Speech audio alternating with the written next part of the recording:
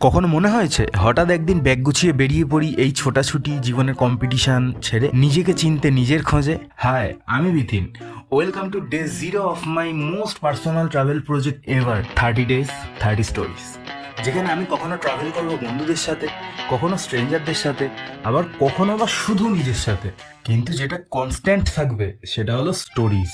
আমি মনে করি আসলে গল্পগুলো কোনো পাহাড় কিংবা সমুদ্র কিংবা সূর্যাস্তে থাকে না, থাকে মোড়ের বাঁকের চায়ের দোকানে, ওই রয়্যাল এনফিল্ডের শোরুমটায় কিংবা বাসের কন্ডাক্টরের হাসিতে। এই জার্নিটা পারফেক্ট হবে না।